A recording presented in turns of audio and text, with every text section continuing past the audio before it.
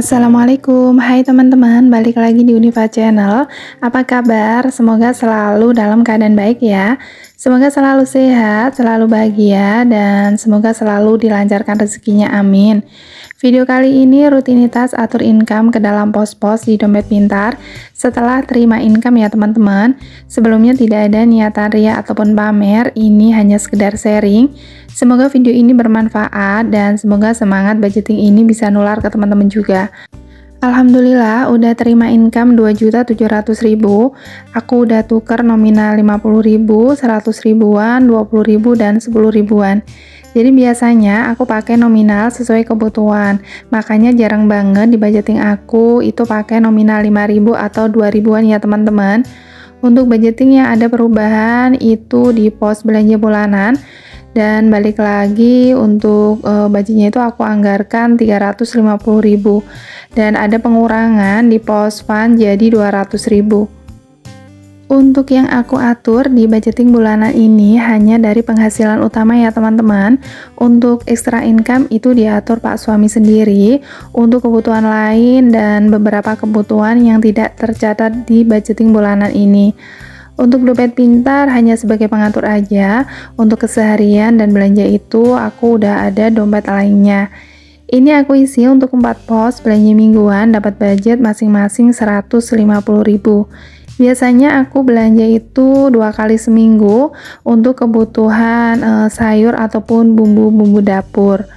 Lanjut untuk pos belanja bulanan, selama puasa kemarin kan aku tambah ya jadi 400.000 dan sekarang balik lagi aku anggarkan 350.000 seperti budget sebelum-sebelumnya. Dan budget ini alhamdulillah itu masih cukup dan biasanya aku tuh udah catat ya kebutuhan apa aja yang harus dibeli dan ada beberapa barang kebutuhan itu yang dibeli tiap bulan, ada juga yang belinya itu 2 bulan sekali. Dan alhamdulillah di budget ini tuh masih cukup untuk kebutuhan keluarga kami. Mungkin dengan budgeting ini ada rasa seperti tidak bebas dalam menggunakan income karena ada batas budget di setiap kebutuhan, apalagi saat penghasilan berkurang ya teman-teman, harus bisa menghemat di beberapa budget. Tapi dengan cara budgeting juga kita jadi tahu batas menggunakan income sesuai kebutuhan, sesuai kemampuan, dan yang terpenting untuk kebutuhan 1 bulan ke depan itu udah dipersiapkan budgetnya. Jadi kita jauh ngerasa jadi lebih tenang. Dan saat udah mulai bisa rutin budgeting, budgeting ini akan terasa menyenangkan.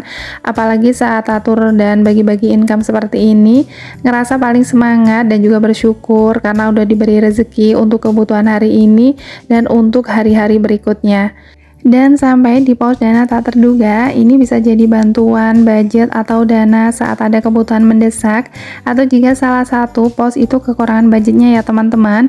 Dan untuk seluruh pos di kategori pengeluaran tidak tetap udah terisi semua. Total budgetnya itu 1.750.000.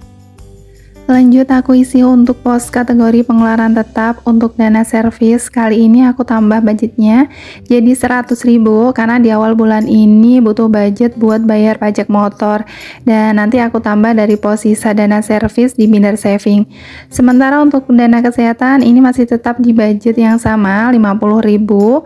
Lanjut untuk pos berikutnya ada pos sinking fund. Bulan ini dapat budget 300.000. Nanti buat isi 2 pos tabungan ya teman-teman.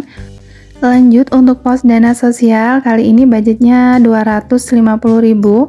Seperti biasa dari pos ini nanti dibagi buat sedekah dan budget kondangan. Dan untuk pos yang terakhir ada pos iuran, untuk budgetnya dapat 50.000. Untuk semua pos ini udah terisi semua, tinggal digunakan sesuai kebutuhannya masing-masing. Rutinitas buat isi dompet pintar udah selesai. Lanjut aku akan isi pos tabungan di binder saving. Masih ada sisa 200.000 nanti buat isi 3 pos tabungan utama. Untuk 3 pos tabungan utama, alhamdulillah rutin keisi di tiap bulan di awal budgeting, meski untuk budgetnya itu berubah menyesuaikan dengan income. Tapi dengan nabung ini, aku bisa mulai menyiapkan untuk kebutuhan di masa mendatang. Yang pertama untuk tabungan modal, kali ini dapat budget 50.000. Lanjut aku akan catat dulu. Di lembaran ini ada catatan keluar masuknya tabungan ya teman-teman, dan bulan ini tambah 50.000. Jadi untuk saldonya ini terkumpul 200.000. Dan aku udah hitung uangnya. Lanjut aku masukkan kembali ke dalam Ziplock. Lanjut untuk tabungan yang kedua, itu ada tabungan investasi. Kali ini juga sama, dapat budget 50.000. Untuk tabungan utama ini aku isi itu 1 bulan sekali dari budget 50 sampai 100.000 sesuai kemampuan. Dan ini aku udah catat untuk tabungan investasi udah terkumpul sebesar 500.000. Jadi jumlah uangnya juga sesuai catatan. Aku simpan kembali uangnya. Dan untuk tabungan yang terakhir itu ada tabungan dana darurat. Sengaja untuk tabungan dana darurat ini aku buat tracker dengan target 2 juta. Dan bulan ini alhamdulillah bisa nambah lagi 100.000. Aku tandai dulu di trackernya. Dari budgeting ini akhirnya bisa belajar rutin nabung juga, bisa mempersiapkan kebutuhan budget yang cukup besar untuk di masa depan. Dan proses ini harus sabar, ada niat dan bisa rutin nabungnya.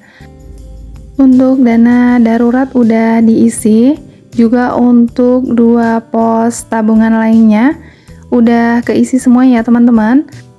Lanjut, aku akan ambil budget sisa dari dana servis ini. Harusnya untuk pajak motor itu udah ada persiapan dari jauh-jauh hari, karena itu termasuk kewajiban kita di tiap tahun ya teman-teman. Tapi karena keterbatasan budget dan beberapa bulan terakhir budget dana servis selalu terpakai, jadi kali ini hanya bisa terkumpul seadanya. Ini aku ambil semuanya 130.000 dan sekarang saldonya itu kosong. Semoga bisa terisi kembali di bulan depan. Dengan cara menyisihkan, menabung menjadi pilihan buat aku yang budgetnya pas-pasan. Jadi untuk beberapa kebutuhan di masa depan dan kebutuhan yang lumayan butuh budget yang besar, ya harus dengan cara nabung dulu ya teman-teman. Dan untuk bagian awal budgeting Mei udah selesai. Lanjut, ini aku mau lihat dana servis tadi.